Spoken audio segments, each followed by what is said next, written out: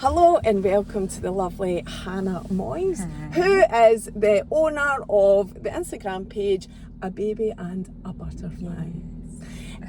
So Hannah, totally coincidentally, we were just saying that we're recording this in Baby Loss Awareness Week, but it's actually Baby Loss Awareness Month, I believe. Anyway, is it October? And this will go out, it's Friday the 27th of October, this will go out, so it'll still actually be in the month. But it was actually totally coincidentally, because I talk about this quite a lot throughout the whole year. But Hannah's story, again, is just a wee bit different, and everybody's story is different, and Hannah's story is different. And I'm not going to say anything else because I want you to tell us the story. And it is about baby loss. So, 2017, fell pregnant, and with my husband Kenneth, and we kept making jokes before we went to the scan, like, oh, imagine it's twins, but there was no reason that it would have been twins at all. Anyway, went for an early scan, I think it was like 8 weeks, got the machine on my tummy, and Donna says to us, can you see what I can see? And I was like, what? I'd never been to a baby scan before, but Kenny's got 2 other sons, so he had. So Donna would be your... So she was like is it sonographer? Yeah, but it was like a private... excuse me. Private one of these place. like babes in the woods or whatever. So went and she straight away, like honestly, straight away put it on. She was like, can you see what I can see? And I was like, no, what is it? Just all no clue. And Kenny just was like, fuck off. Could he see? Well, I don't know if he did. He says that he could, but I was like, what is it? She went, there's 2 babies. And I was like, oh my God. So I was crying because A, I was terrified, and B, I was like, oh my God, I can't believe like we were just joking about this. So anyway, she checked that there was no others, but it was 2 twins. We weren't sure if they were identical or non-identical. So the difference is if they're sharing a placenta or there's 2 different placentas. I didn't have a clue about any of it. That's what determines whether they're identical or not. So sharing a placenta and a sac? There can be both. Oh, there can be both. Yeah, there's like so many different. There's various permutations, right, okay. So I think they still can be identical even if they've got 2 different sacs, but it's a bit rarer. So anyway, she said obviously it's a bit high risk, more high risk if it is twins, but we'll know more at your 12-week scan. Really made me feel at ease, told me a few things, and we were just buzzing, went home. So the high risk reference, is that to meaning miscarriage? Or? So I think so, but then we learned at my 12-week scan what the actual high risk of this pregnancy could be. So went to 12-week scan, and they were identical. They shared the same placenta, however they were in 2 different sacs. And there was a risk of something called twin-to-twin transfusion. So I'd never heard of it. And it kind of went over my head as well. Like I just thought, oh, that'll not happen to us. But they said you'll get 2-week scans, 4-week scans. Oh, I can't remember if it was 2 weeks or 4 weeks to check for this in case it happens. So what twin-to-twin transfusion is when one baby gets too much blood flow and one baby doesn't get enough. So either one or both the babies could die, or they could do laser surgery through your tummy when you're pregnant to fix the blood vessels so the flow goes back to normal. So that was it. We were like, oh, it's fine, nothing will happen. And then I was getting my weekly scan, my monthly scans, everything was fine, felt amazing, just couldn't believe that I was pregnant with twins. We then learned it was 2 little boys, and I thought, oh my God, I'm outnumbered.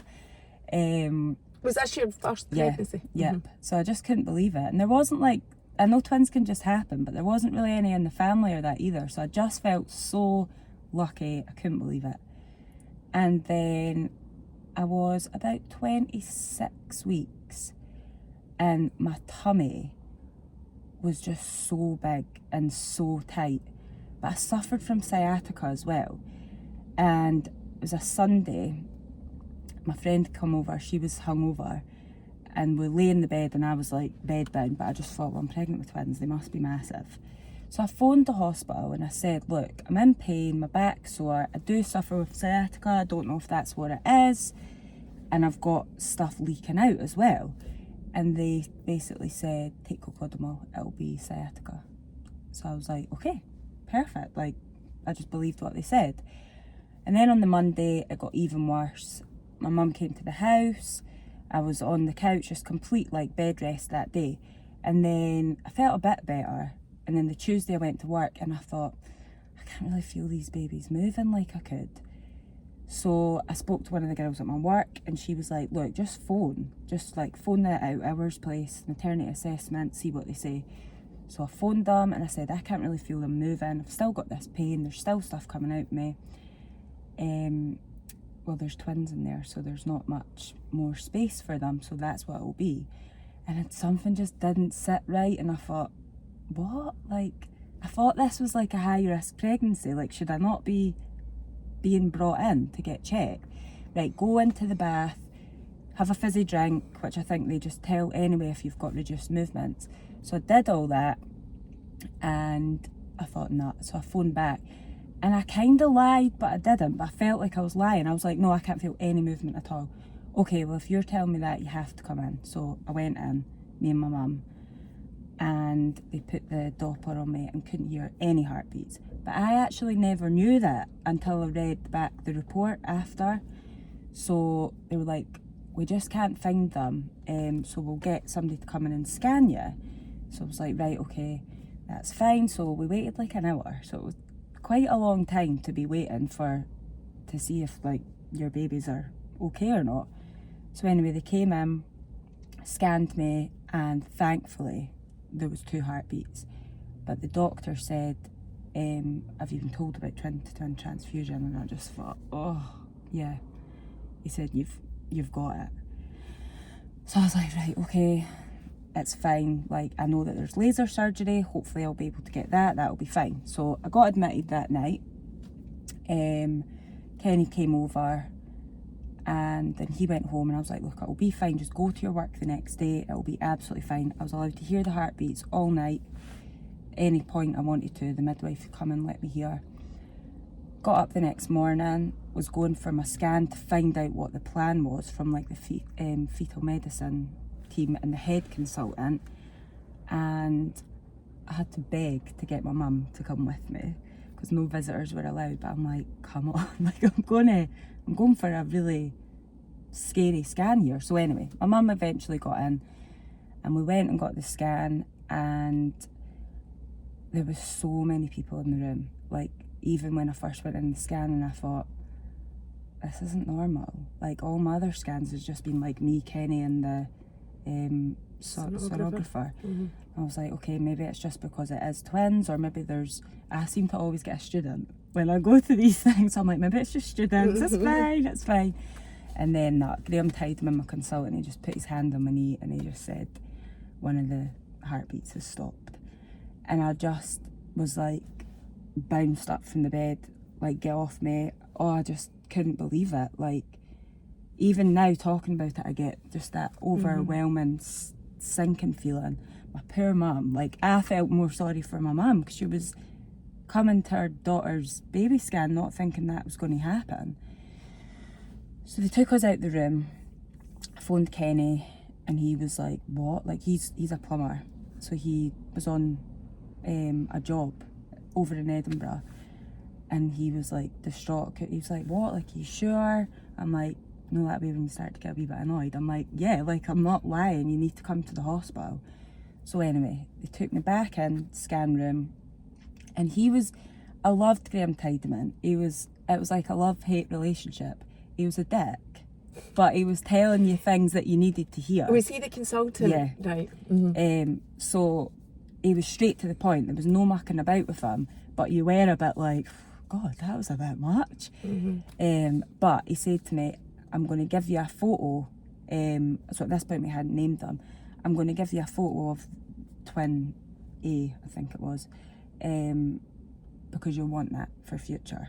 But at that point I was like, okay, like, whatever, I'll just do whatever.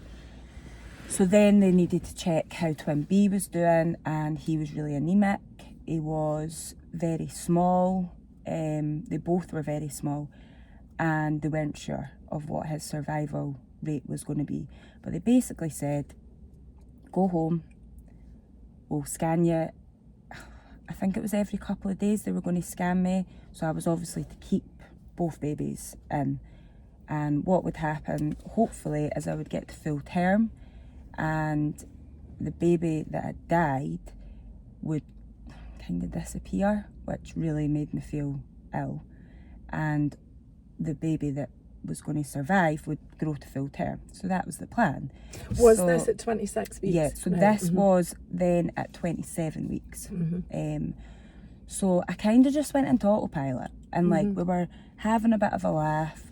Like my stepdad said like things like, oh well, at least it's going to be cheaper. Like really, it was really like insensitive, but at the time we were just like, right, we just need to get through this. And I remember saying to my mum and to Kenny, we just need to get through this and we'll deal with what we've lost after. And Graham Tideman, I remember my mum telling me, said it's not going to hit her until after, like that's the case. So I was being strong and I thought, right, we'll just stay fine until this baby comes full term. And then went up to the room, packed her stuff, and I thought, I've peed myself. My waters had broke. I know, literally couldn't write it. So of course I thought I was going to die because I had never had that happen. And you know, like if you've had your waters break, like it can either just be a trickle or it can be like. So this is obviously... Nobody really tells you that, by the way, about waters, because that's what happened to me. Yeah. I didn't know my waters had broken and I phoned the hospital in the middle of the night and like, I felt like a dafty. Yeah. I'm like, I thought it was how it happens on the programmes. Yeah, me too. I just thought it came out in a big, you know... So looking back, I think that's what had been leaking out me the days before, but nobody really checked or... Or you just didn't know. Yeah. As I always say, you don't know what you don't know. Yeah, but at the time I didn't. I just thought I was probably peeing myself or whatever. So waters broke to the point where, like, I don't know if this is too much, but I'm happy to talk about it. The mucus plug had came out. So I was like, I was like, oh my God, like, am I going to die? And I mind the midwife being like, it's okay. Like, she wasn't a very, like, giving me a cuddle, help me. And I was like, am I going to die? She's like, no, like, you're fine, it's okay. So my waters had broke, so that was me admitted. And Graham Tideman said, I'm going on holiday, so you need to be pregnant in 5 days. And I was like, okay. So that was it. So me and Kenny, they were amazing. They we both stayed in the hospital, and so that was about 27 weeks. And then it came to 27 and 5 days.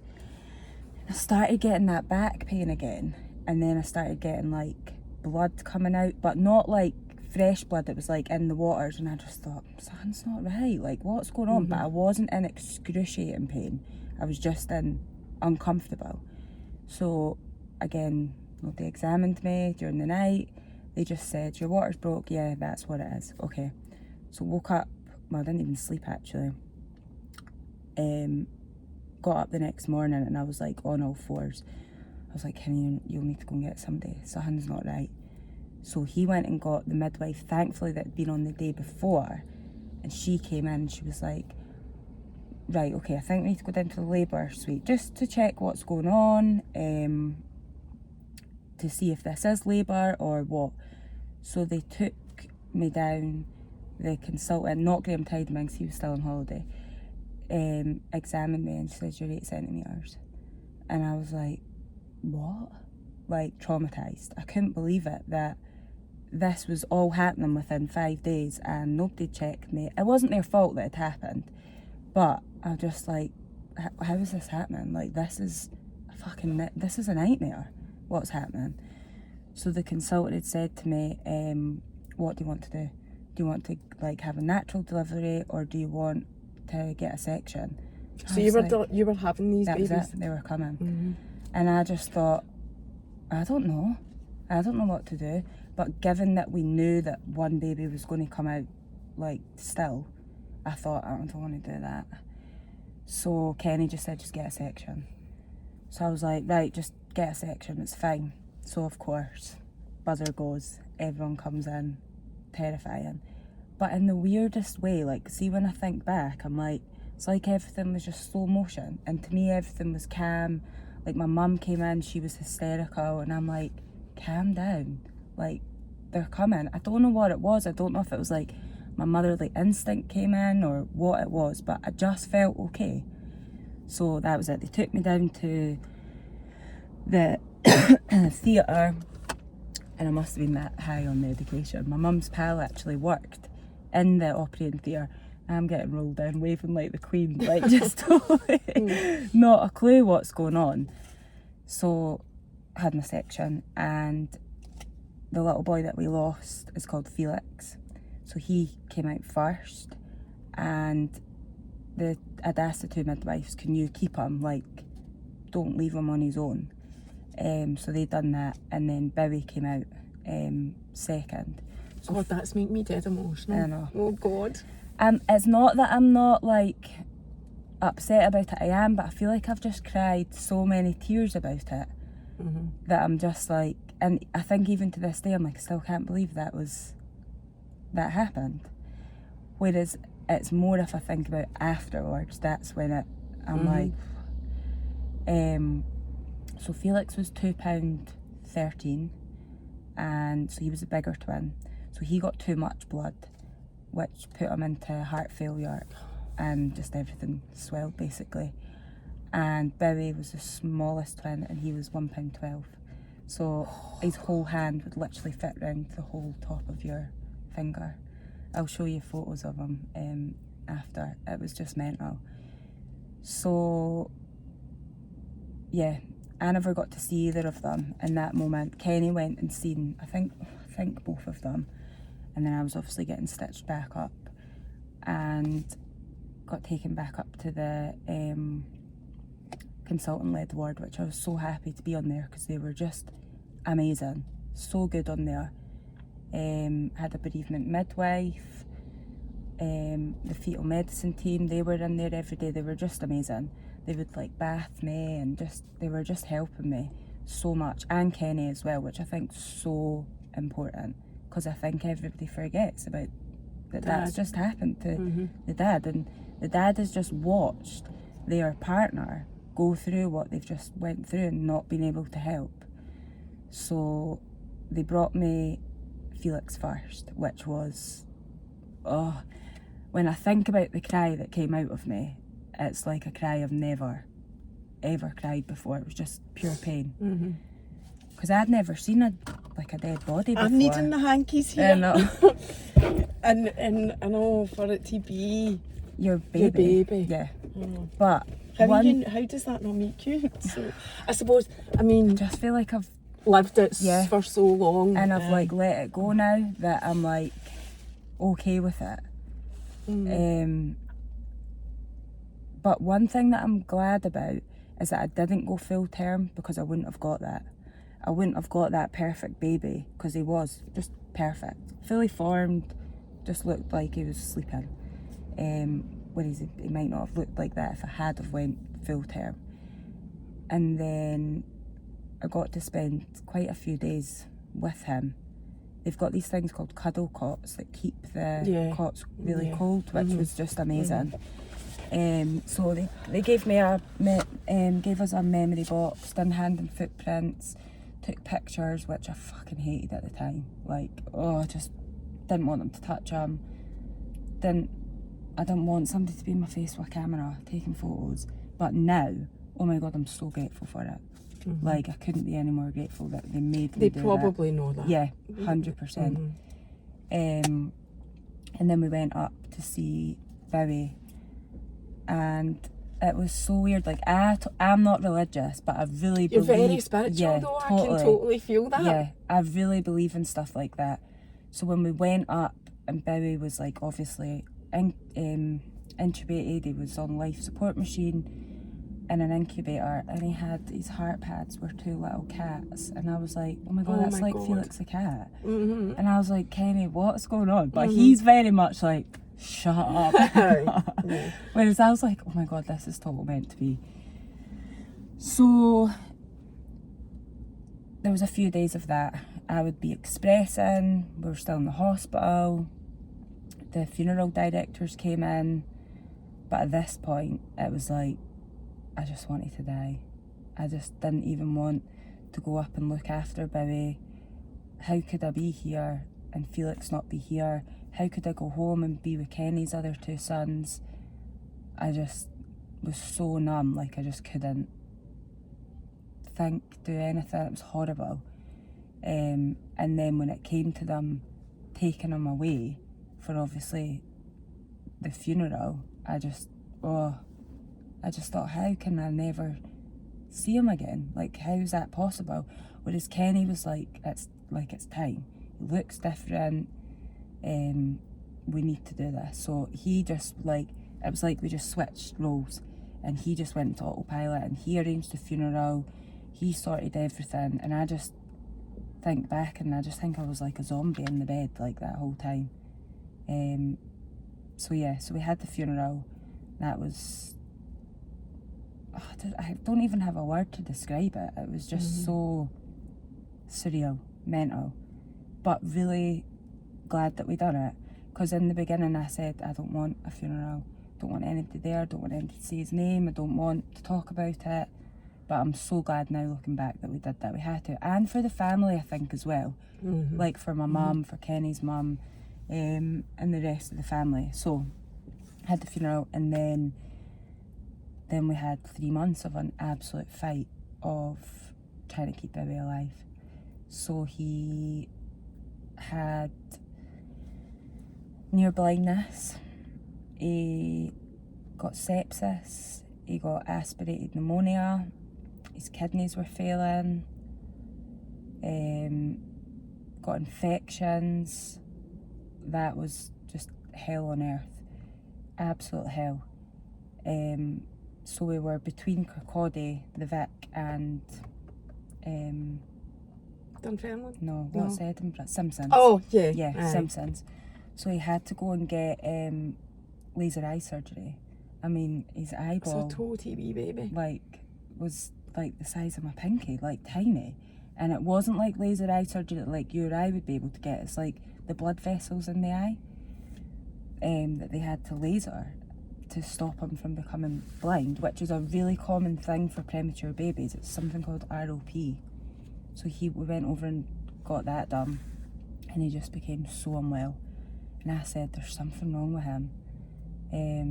He's not right. And they were like, it's just because he's had an operation, he's been under anaesthetic.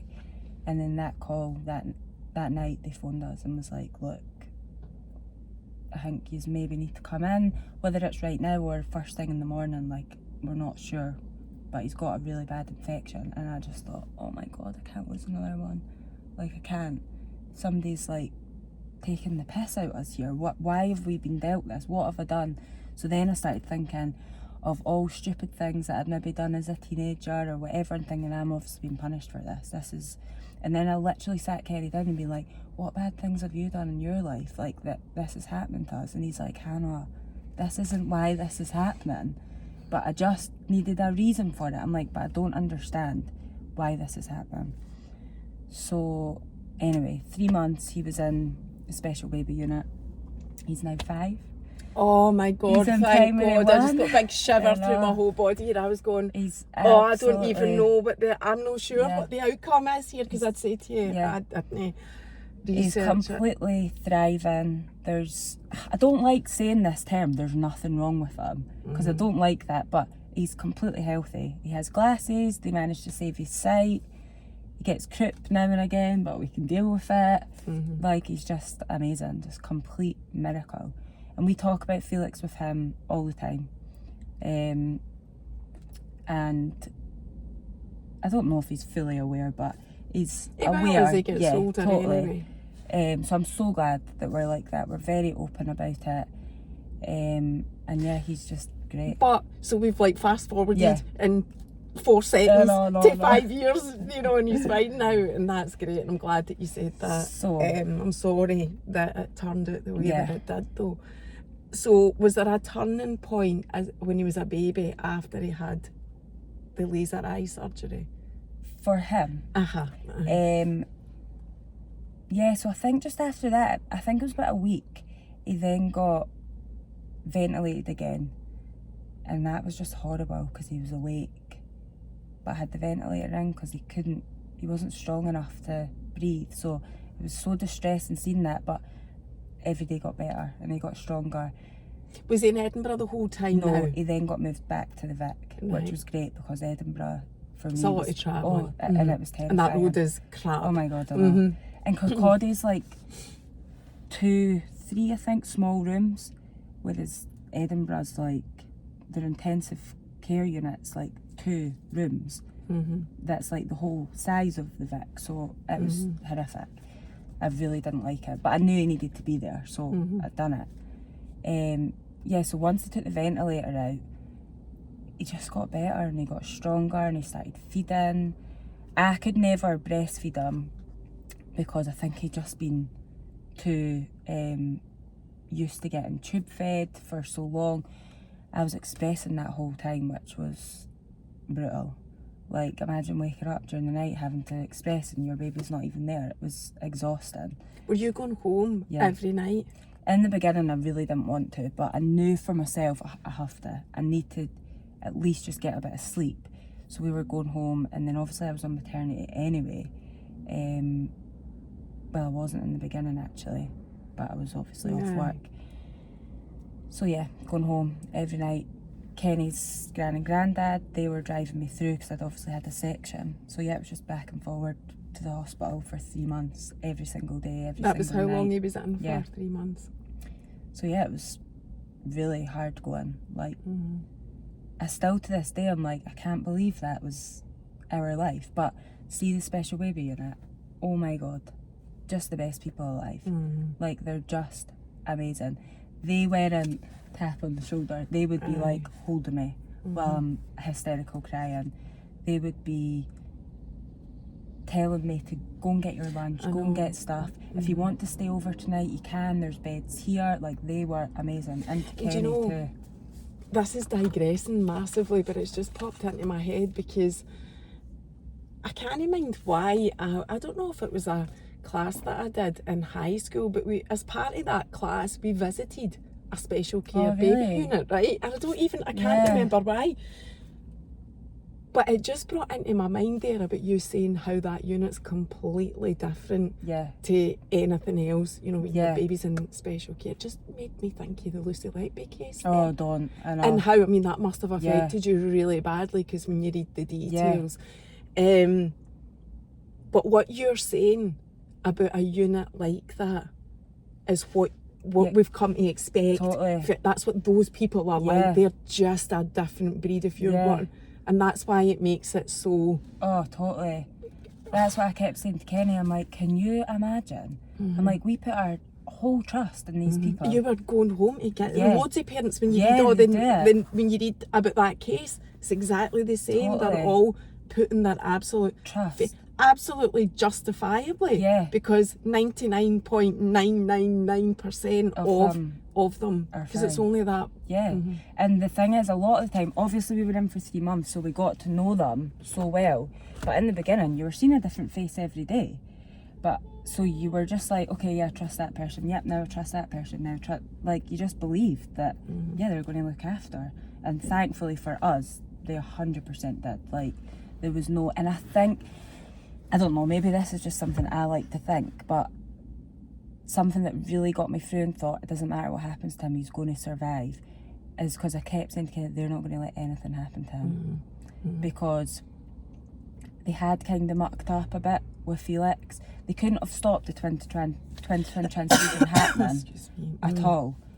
But I should have been taken in on that Sunday, because it was then too late for me to have that laser surgery anyway. Even if my waters hadn't have went, even if Felix hadn't have died, it was too late. I couldn't have got it done. So yeah, my mum and Kenny wanted to like sue the hospital and all this, but I just thought, but they've saved baby, like how can we do that? We can't do that. Well, I don't want, that doesn't sit right with me. I don't want to do that. I know, it's quite a difficult one, that, because it's just all bittersweet. Yeah, totally. I couldn't have done it. But I understand as well why they would feel like 100%, that completely. 100%. But yeah, it just didn't sit right with me to do that. So yeah, so his ventilator got taken out, and he just started piling on the weight, and it was almost like every day I would go in and I'm like, he's a different baby. Oh my God, he's got chubby cheeks. He's got chubby arms. He's like, his cry was different. It wasn't like a wee, Kenny says when he first came out, because he was actually born still in the sack. Oh, was he? Yeah. When he first came out, it was like a wee wolf howl rather than like an actual cry. So yeah, his like cry turned into like a proper baby cry. His wires started coming off. His heart and oxygen monitor started coming off. And we had these amazing milestone cards that like every time he was like in clothes or in had his first feed or had put on a bit of weight, we would have them. So they kept me going really well, really good through it all. So then eventually I just went in one day and no wires were on him. His feeding tube was out. He'd been having bottles and they were like, do you want to come for a sleepover? And we were like, oh. And we knew that when they say that, they're coming home. And I just burst out crying and I was cuddling the nurse and I was like, are you joking? She's like, yeah, you can come home this weekend. And I'm like, oh my God. So I felt like this was the feeling I should have had when I pictured in my mind what was gonna happen. So yeah, so we spent 2 nights in the hospital. 2 nights, 1 night? I can't even remember. Either 1 or 2 nights in the hospital. So that would be your first experience of night feeds. Oh, it was mental. So welcome to the world. I think I literally just sat the whole night like, what's that noise? What's that noise? What does it mean? So yeah, it was amazing. And then yeah, we got to take him home the next day, and to me he was massive. Well, to us he was massive, but he was only £4.5 when he got home. Oh. So I remember getting in the lift and this woman being like, oh! And I'm like, no, he's big. Like, this is a big baby. So yeah, that was just amazing. Got to take him home. Obviously, everybody met him. And I think I was okay to begin with. And then eventually... Have you even grieved at this point? I don't think so. It's just been one numb coping mechanism for 3 months. Yeah. Like, I think after we'd had the funeral, when Billy was in the hospital, I do remember just lying in my bed crying, and Kenny's older son's been like, Dad, why is Hannah crying? And at that time they were like a lot younger. They're like 12 and 17 now, so they were a lot younger. And I remember feeling angry, thinking, what do you mean, why am I crying? But of course they're not going to get it, they're kids. But that was more what I felt. I felt anger. I felt complete anxiety as well. I remember anytime a nurse or a doctor would come and speak to me, I would just sweat because I think they're going to just tell me something bad. News. Yeah. So I think that was kind of it, starting to build up all of that. And then I can't say a specific day that I felt like, oh my God, I've hit rock bottom. But I think I was going out a lot and probably drinking more than what I should have, getting really emotional, just constantly talking about it all the time with friends, which of course you do anyway when you have a drink, but it was just a lot. And then during the weeks I was like not really wanting to go to work, terrible anxiety, didn't want to speak to people, didn't want Bowie to be really left with anybody either. Like I did, because I knew I had to go back to work, but it was just, I don't know, I just felt scared all the time. He got a cough and I was like, phone an ambulance. He got conjunctivitis and I was like, he needs to go to the doctors, like something's wrong. This is too good to be true. So yeah, I think it just kind of went on like that for a while. Straight away after I had the boys, my mum came to the doctors with me, and I'd been on antidepressants before, but I was like, just give me them, like I'll just do whatever to feel better. So they gave me them straight away, like no questions asked. And I was on them, but I don't even know if they made any difference. I don't know. I just thought that was the right thing to do. I'll just go and do that. You were desperate for help. Totally. That was it. And the bereavement midwife was amazing. She was really good. But once I left the hospital, you didn't hear from them. You got given leaflets for like SANS and things like that. which was fine. But I What's didn't. SANS? Oh no, I can't even remember what it stands for, but it's a baby loss charity. So SANS or Simba, for Louis, who we got the baby box for. There was all these charities, but I thought, I can't be arsed picking up the phone. I'm not in the right head space to pick up the phone and do this. Like, why can you not just book me an appointment and get me to actually speak to somebody? But I think I'd went to my doctors and they referred me to counselling. So a few months later I went, but it just wasn't for me. Like, it was too traumatising. Although it was very much like this, right back then, I wouldn't even be able to say the name Felix without being like, couldn't breathe.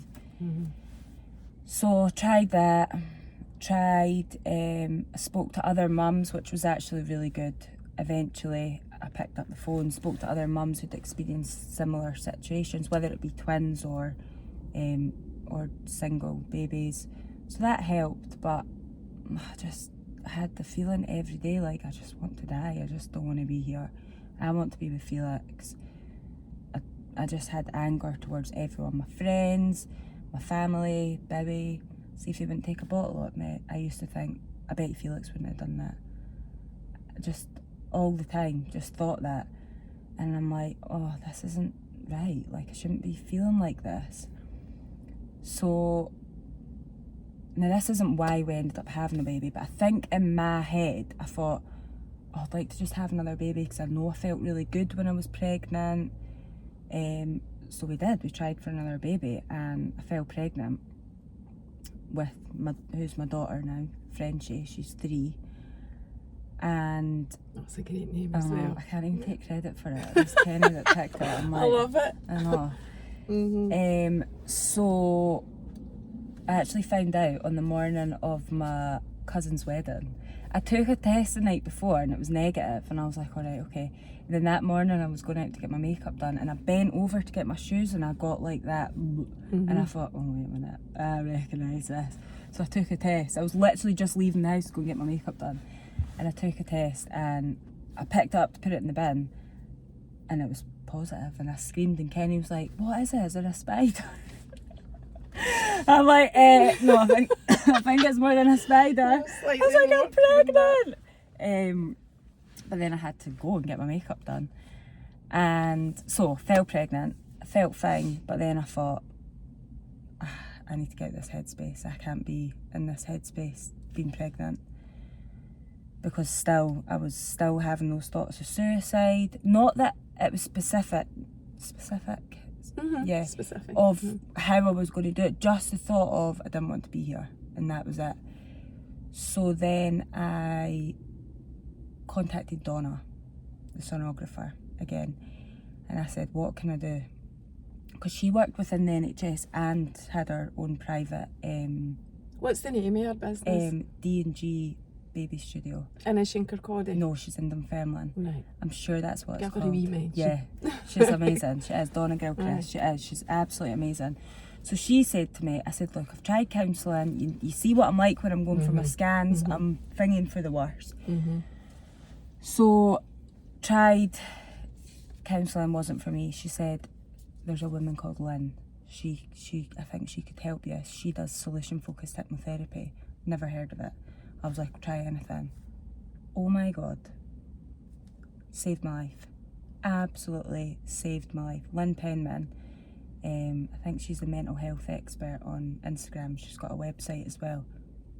I just could not believe that this existed and I'd never been told about it. So even as a child, like, I was anxious, but I didn't know what I was anxious about. And my poor mum, like, to this day, she's like, I'm so sorry, Hannah, like, I didn't know that things like this existed. I'm like, look, it's fine. But I'm like, now we know, so it's fine. Like, we can help each other, we can help the kids if they ever need us, like, it's fine. So I went to this solution focused hypnotherapy thinking it was going to be sit and tell my story. Oh my God, I was so wrong. Like, first day went in, she told me what happened, I was obviously upset. Following week went in and she said to me, what's been good? And I said, oh man, I've had a shit week. She went, no, that's not what I asked you. I asked you what's been good. And I was like, oh my God, I'm scared. Taking you to territory that you just don't want to be. Okay. But it's true. Oh my God. But it's true. It literally, I could not believe it. So I think I went there for 8 weeks. And then lockdown happened. So I still kept seeing her over Zoom. And yeah, she just got me through, like, because I thought this pregnancy, I feel physically fine, feel so healthy, I'm grateful, but up here, my baby's died before, well, we didn't know it was a girl at the time, but she's died before she's even out, like, something's going to go wrong, I'm going to die. It was just, death was like my biggest fear for any of us, and it just wasn't like that. Like, I even remember I went in, I said, I want a section. No, you're not getting a section, you can labour, you've done it. So I was like, okay, right, I'll just do it. They went, why do you want a section? So I had the boys on the 11th of June, that was the day they were born. But Felix died on it's either the 5th or the 6th of June. And July? June. Oh, sorry, June. aye, Yeah. that's right, aye, sorry, aye. And Frenchie was due on the 4th of June. So I was like, I don't want to have this baby on either of those days. And having them so close together, I was like, because to be honest, they do, Bowie and Frenchie, facially they're not, but they're pretty much the same size. They're both blonde. Like, somebody could have mistaken them for twins. So that was like my biggest fear. So they said, that's fine. Helen Russell, she was then my consultant because Graham had left. She said, that's fine, we'll just induce you. Pick a date. What date do you want? And I was like, what? So, they just couldn't have looked after me any better. What date was she born? 1st of June. Right. 1st of June 2020, and it was just amazing. Like, everything. And lockdown? Yeah, I loved it, by the way. I did. Yeah, that's Because good. I just didn't want anybody near me. I wanted to breastfeed. I wanted to experience all these things that had been stolen away from us. So I was so happy, and I got all that time as well. We both did, me and Kenny. Although it was so stressful, like, we're both self-employed, it was scary. I thought we were going to lose the house. Every time the news was on, I'm like, get it off, I can't watch it. And we weren't. There was no reason we were going to, but that was what my mind was doing. And yeah, I just wanted it to be what I pictured it to be. And it was, they were amazing. So yeah, she was born, we didn't know what we were having. And she came out and Ken's like, it's a girl. And I'm like, oh my God, thank God, after all these boys. So once I had her, What weight was she when she was born? she was 7'13". So you would not be used to that. Oh my God, no way. Not at all. But, like, she seemed massive when she came out. I'm like, what is this? So yeah, it was amazing. I breastfed her, which I'm totally fed as best, not bothered if it's breastfed, bottle, whatever, who cares, but I just wanted to do that. And I was so grateful that I was able to do that. Don't get me wrong, it was mental having a toddler running about at the same time. Poor Frenchie. But yeah, it was amazing. And then my mental health took a wee bit, went downhill a little bit more than what I'd been, because I felt like on top of the world. But I think that was just postnatal, like not postnatal depression, but just postnatally, I was knackered. I was just the usual mum, first parent, because I felt like a first parent again. I didn't feel like I had, because I felt like it was a completely different situation. So I thought, right, I know I've got all these tools that Lynn's taught me, but I want to be able to do this every day of my life, even though I should have been doing it. But you know what it's like sometimes, especially when you've got a new baby, it doesn't always work like that. So I thought, I'm going to train to do it. I want to train to help people to do that. Yeah. Are you? Yeah. I didn't know that. So, I'm a massive advocate of it. It's worked for me. Oh, it's amazing. So I work in the salon as a hairdresser 2 times a day. Didn't 2 know times that a week. Either. And 2 other days a week I do the solution focused hypnotherapy as well. So I went and trained, and I can't even remember what year it was, because lockdown I feel like it's just blurred into about 40 different years. I think it must have been, it was last year, 2022. 10 months of training and I graduated there in June. So I literally help everybody, from anyone, from baby loss, any form of bereavement, any form of anxiety, OCD, addiction, fears or phobias, literally anything, IBS, menopause, just anything. And it is just, I just love it.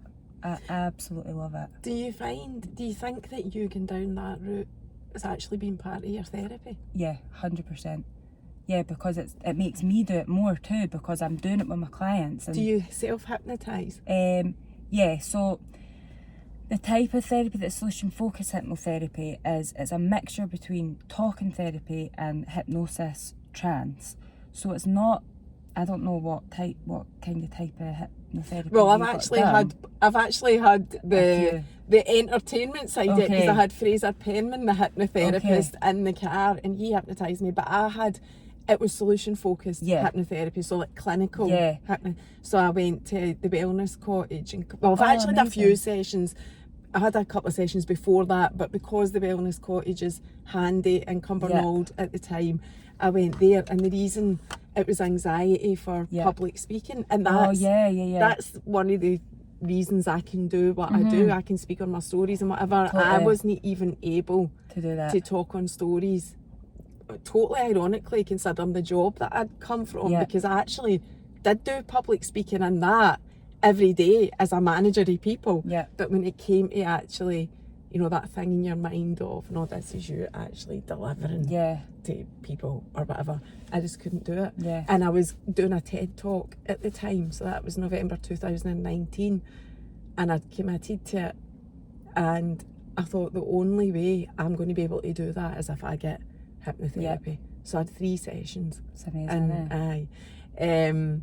And I swear by it, and I tell everybody that's got issues, please try it. I'm you know, same. And I know it doesn't work for everybody. I think you have to have an open mind, 100%, and you have to want to help yourself as well. It's really difficult because, I mean, if somebody had told me in the very beginning, go and get a solution, I would have just thought, oh, what? But I'm so glad that, I think when I found it in that part of the journey, that was the exact right point. And I think, so mine was for anxiety. So ultimately, I'm saying ultimately it was to public speak, but it was about anxiety. It helps everything, doesn't it? And I was in the headspace of, please help me. You know, so I think when you're feeling like that, it does work. Because I know it doesn't. I think if you're getting in with, this is a pile of shite. Totally. And that's exactly what it will be. Which I've had clients that are like that. And they have stayed with me. And they have... they've turned them around. Improved. Some of them, but sometimes you do get clients like that. And I think I had a really good lecturer, Alex, and he was quite brutal. Like Graham Tideman, he was straight to the point. So I feel like I've got that now. And I'm like, do you want to get help or not? Yes or no? And they'll be like, yeah, I do. I'm like, come on then, let's do this. I promise you. And I think it helps as well. But I've went through it. Do you ever turn people away? Like if their frame of mind is so... I can't see anyone who's got active psychosis, and I can't see anyone who is got bipolar that's unmedicated. But pretty much anything else. Yeah, you can help. But obviously if I don't get a good vibe from some, it's the same in the salon. Somebody's been a dick to me, I'm not going to do their hair. I'm not going to do it. Because you have to build that rapport, and you have to be not pals with people, but you have to have that good relationship. Totally. So yeah, touch wood, not quite yet I've had anybody that's been too bad. But yeah, so I work with kids from 7 years up. Oh my god, I absolutely love working with kids.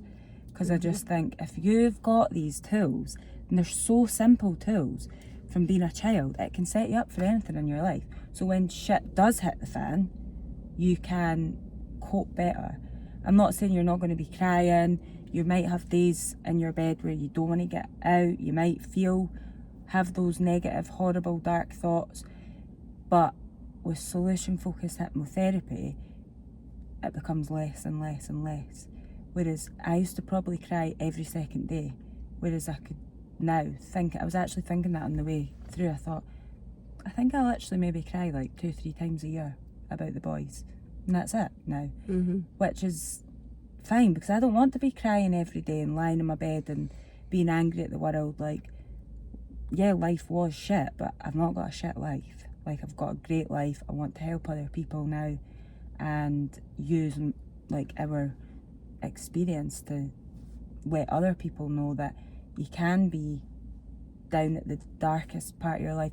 And this is the thing as well, everybody's rock bottom's different, so you don't have to be feeling suicidal for you to be like, oh my god, I need help. At any point you can get help and just become just a stronger, happier person. And yeah, it's just completely saved my life and I love it, and I don't know what I would have done if I hadn't of found it.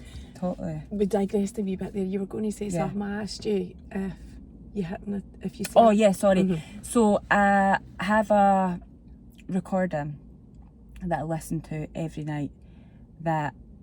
Every single night? Every night. So for the last 3 years, every night. Same one. It's Lynn Penman, same one that I listen to. I can't listen to my own voice, it makes me cringe. I have listened to it, but I'm like, oh, I know. I can't really relax that as feels. much, I know. So same one I listen to. It's about 26 minutes long. Is that a hypnotherapy session? Yeah, recorded? it's like a sleep story. So what happens is, if you fall asleep, you've got your subconscious mind is still awake, so she can still hear what's going on in that tape. So it still gets put into my brain. So when I wake up in the morning, I've still been able to hear what's happened. So yes, I'm in a state of trance. Right, I'm confused. It's the same thing that you're listening to, but you don't. But why do you listen to the same thing every night? Because the more repetitive that you do something, the more it becomes, the more you become brainwashed in a way. I know, exactly. But it's changing the neural pathways in your brain. Sometimes I change it up and I'll maybe just put like spam music on or whatever. But if I ever listen to the hypnosis, it's that same one that I listen to. It's only 26 minutes long, and I know a lot of it now because I've recorded my own. I hear a different part every night. I'm like, what? I didn't know she says that in that part, because you just come in and out of... Right. And you're drifting. Yeah. And then eventually you just fall asleep. So it's not that like stage hypnosis. It's not like that. You're completely aware. People can listen to this standing up with their eyes closed. I had a client that used to just sit with their eyes open over Zoom, but they were like, no, I feel completely relaxed. I feel in a trance. There's something about listening to people, and I was just talking about this with my friend the other day. Again, I'm slightly digressing, but it relates. Yeah. I didn't, ironically, used to listen to podcasts, right, up until very recently. And now I feel a wee bit addicted to them because I don't know what it is about somebody else's voice. Just hearing somebody else speak is so therapeutic. No, I agree with you. Even at the gym now, but when I go, I'll more listen to a podcast over music. Because I agree with you. And I never used to. All my friends used to share podcasts, and I'm like, can't be arsed to that. I started a podcast. I never read. That's what I was. I was the same. But yeah, I'm like, nah, I love them too.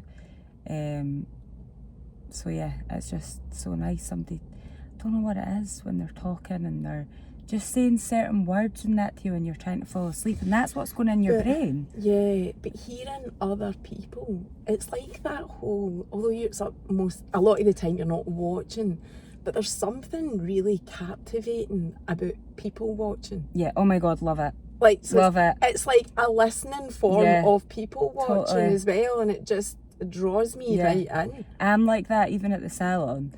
Like, I can hear what my clients are hearing. Have you seen the film Encanto? I don't watch much. So there's a Disney film called Encanto, and one of the characters, she can hear everybody. I'm like, that's me. Because I'll be blow drying my client's hair and being able to chat to them, but I can literally hear everybody else's conversation. But I'm like, I love it.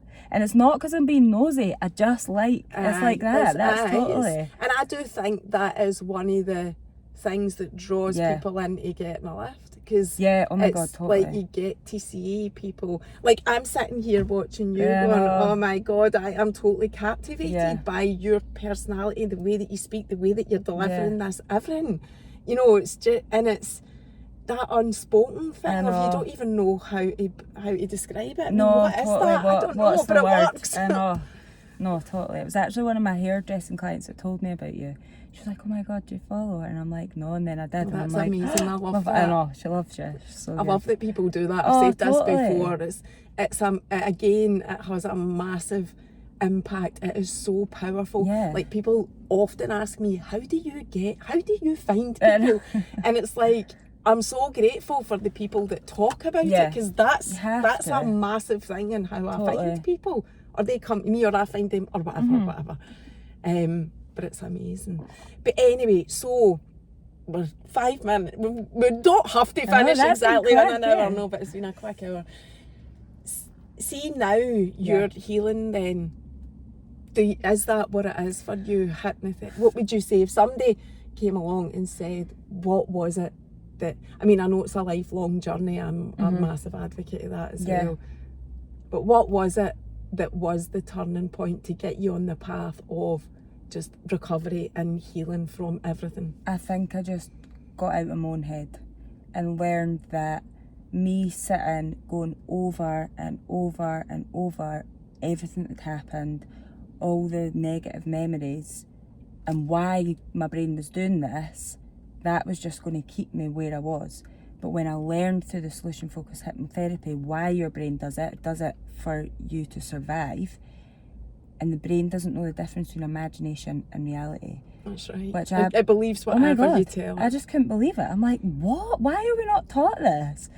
It was like, Lynn, and I say it to my clients now too, and they said it to my trainer, it's like a light bulb goes off and it's just like, this is it. Like, this is what I needed. And I just couldn't believe it. And I just thought, it was like I just hopped out my own head and been like, right, okay, I can actually live now. I don't have to be stuck in there continuously having these negative thoughts and what if and what could, because it was never going to change the situation. Whereas I was a very much a person of, but what if, all the time, even when I was younger. But what if we go there and this happens? And now I'm like, just not like that at all. I'm like, what will be, and that's it. Yeah, totally. So, just to finish then, we know you're based in Kirkcaldy. Are you from Fife originally? Dunfermline. Oh, you're based in Dunfermline. You were in hospital in Kirkcaldy. Yeah. Are you from Dunfermline? Yeah. Are you? Yeah, because I can hear the Edinburgh twang. But Dunfermline's not that far from Edinburgh. Do you keep really busy with your hypnotherapy? Yeah. I mean, I know you're a hairdresser as well. But I think probably people will be most interested in your solution-focused hypnotherapy. And that wasn't what I didn't even know that's what you did, but people will want to know.